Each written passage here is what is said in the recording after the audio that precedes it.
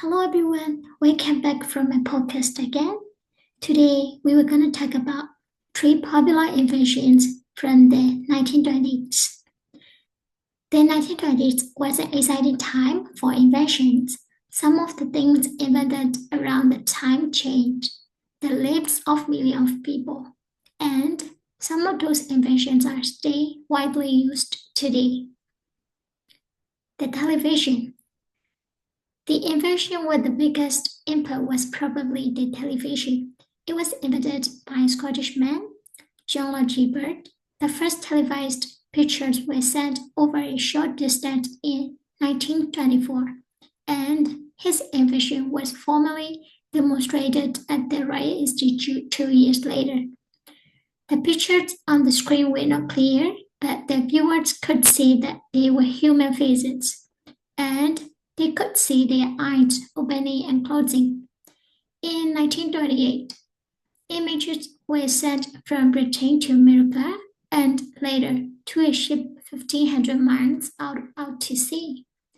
In the same year, the first color images were sent.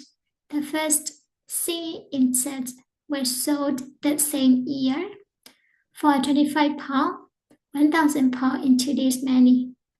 People in their homes could watch movie images that were sent from a broadcasting station.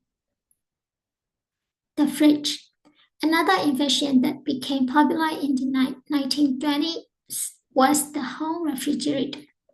People used different ways to keep food cool and fresh long before the 1900s. But home fridges weren't invented until 1930 in the USA. Home fridges became very popular in the USA in the 1920s. Sales of the popular Frigidaire model increased from 5,000 in 1921 to 750,000 in 1926. British people were less interested in fridges than Americans.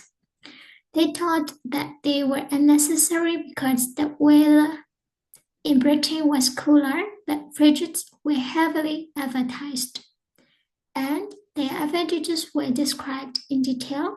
Soon, more fridges were sold and the price decreased. The polygraph. Another interesting invention of the 1920s was the polygraph, or lie detector. It was invented in 1921 by a California policeman, John Larson. He used the idea of other psychologists to make a machine that measured people's heart rate, breathing, and blood pressure while they were asked questions. The experts believed that sudden changes in these measurements showed that someone was lying. Although this invention is well known, it can't really detect lies. Marston tried to use measurements from his polygraph in a court case in 1923, but they weren't accepted as evidence and never have been since then. However, polygraphs are still used by some police forces and the FBI because many people believe they work, so they tell the truth to avoid the measure. Thank you for your listening to me. See you later.